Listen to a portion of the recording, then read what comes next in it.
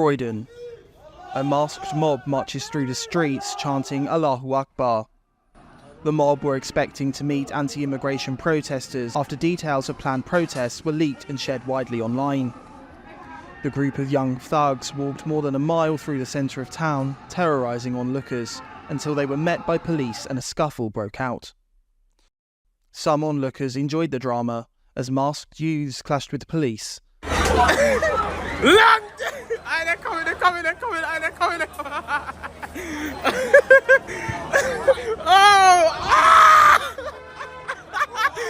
Others abhorred the trashing of their town. Jeez, why are they trashing the place? This is the only place in England today I've seen getting trashed. Madness. What is going on? Nah. Don't do that, man. Don't do that. Why bro. are they doing it?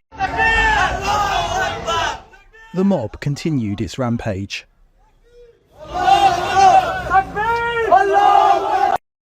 Elsewhere in the city, anti-migrant protesters failed to turn up to a leaked march in Walthamstow, where thousands of pro-refugee counter-protesters had amassed to, as they say, see off the far right.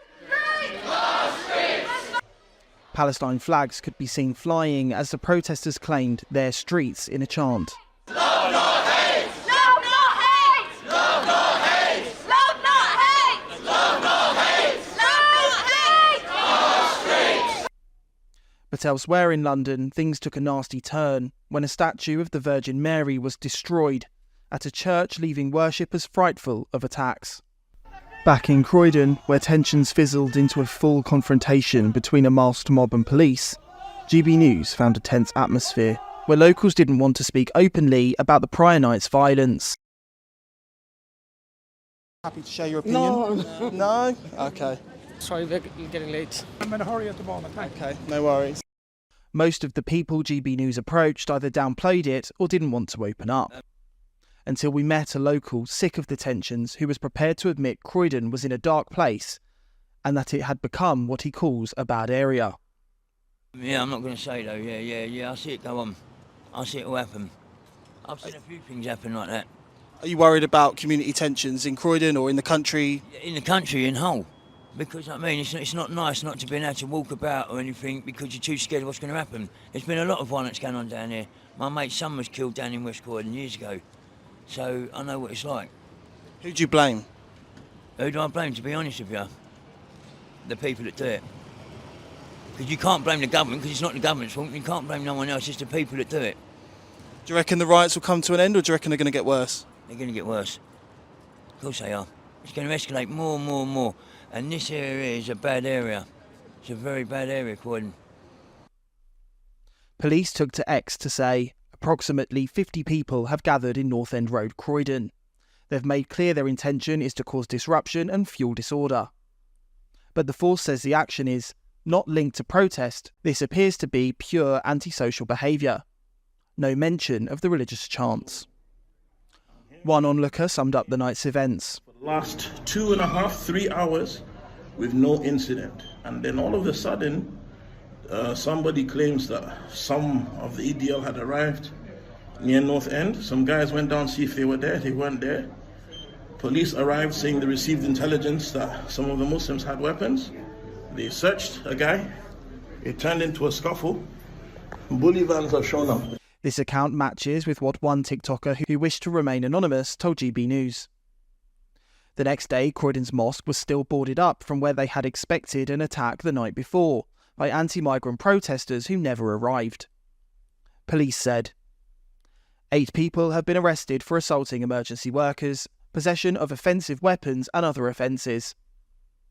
Cops then posted a picture to X of officers as they were making arrests. Croydon Mosque said, regarding the potential unrest yesterday, there was a plethora of social media posts, but we remained guided by the local authorities on the veracity of some of the claims being made online. The mosque was in constant liaison with the local authorities, including the police, and we worked with them closely where necessary to de-escalate any potential community tensions. The local community were of course concerned, but remained vigilant and had faith in and were compliant with police advice. As a result, this evening passed off trouble-free. But the police's account and images shared to social media show the night was less than peaceful. The mood lingered in the air when GB News spoke to locals about the violence, both locally and across the nation. Well, I think it's out of order, really. How come? But to me, I just think people should live together. Doesn't matter what religion you are or what colour you are. If you got a grudge about because asylum seekers are getting better treatment than you are, and the English people are not getting what they want.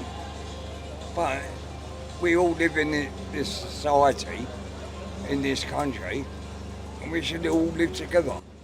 Last question, do you think the riot's going to continue or do you reckon they'll settle down soon? That's another big question. People were not willing to say much more than that the situation isn't great. What would you say to people who are rioting? Well, you can't approach anyone. They might stab me. They don't do anything. It's just scary, but I don't know who to blame. You see, I'm in the middle class, so I don't know what to say. In what on first thought seemed to be a joke is a chilling admission of how onlookers feel as community tensions rise. Locals enjoying a midday drink in this pub were more than happy to chat about the night's events. Until asked to do so on film, they clammed up. In here, we can talk. Out there, as far as I'm concerned, nothing happened. I'm not getting involved, said one punter. GB News left the pub. Business owners have been affected by the night's action, which meant shoppers had stayed away the next day. It happened when I closed the shop. It happened when I was at home, about 9 o'clock, I heard. Are you concerned about the flare-up in violence nationwide, more generally? Of course it is, yeah. Yes, I am, yeah. What worries you? Well, it's all the riots and all that, damages to the properties and businesses. Like today, it's so quiet because I think people are scared to come out. It's affecting your pocket. Of course he will. He will, yeah, he will. Do you reckon it's going to calm down or do you reckon it's going to get worse? I hope it gets calmed down. So it's hard to judge anything like that. Very hard to say. Other business owners didn't want to talk. They saw and heard nothing, they said. In Wembley, the congregation of the local Catholic Church woke up to what they call heinous scenes. The church's statue of Mother Mary had been smashed to pieces in what the local Labour women's officer called an attack on religion. A very upset member of the congregation spoke to GB News on condition of anonymity. Their voice has been disguised. I just checked WhatsApp, the status, and I just see the statue of Mother Mary has been destroyed in our church. We had my dad go and actually see what happened, and he saw the pieces of Mother Mary on the floor, right? After I saw that, I thought instantly I have to get this online. There's going to be no news coverage on this because anything that happens in this area never gets published online. The church, I don't believe, want a lot of eyeballs on the story. I really think that the church might also be worried about the negative side of having more eyeballs. So more attacks on the church, more disinformation, people pushing bad things about the church, right? Just protecting its own name online. But I wanted to push the message out there that Christians are also being attacked too, right? It's not only about the church, it's not only about this attack, it's about the attack on Christians worldwide, everywhere. We do feel fearful, right, about attacks. There was a lot of thinking about who actually did this attack, right? Because either someone who was just a lone crazy man who did this, or someone who had a motive on hatred towards Christians.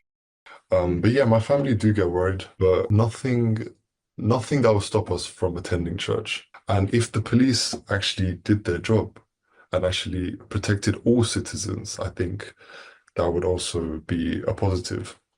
And also our Prime Minister talking about how he should protect the Muslim community and using language that enrages half of the community, when actually he should be protecting the UK as the Prime Minister. This is referring to comments made by the Prime Minister in a statement from Downing Street. We've seen Muslim communities targeted, attacks on mosques, other minority communities singled out, Nazi salutes in the street, attacks on the police, wanton violence alongside racist rhetoric.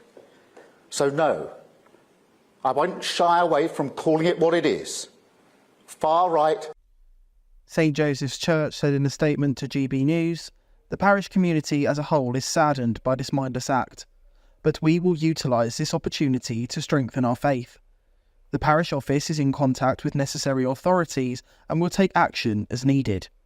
Local Labour Party Women's Officer Joyce D'Souza said, "While this antisocial activity was done to target and hurt the community's religious feelings, I appeal to the community to stay united at this difficult time. Let's continue to believe in peace and at the same time be vigilant." Police are investigating and security around the church has been stepped up. Nicholas Dunning, GB News.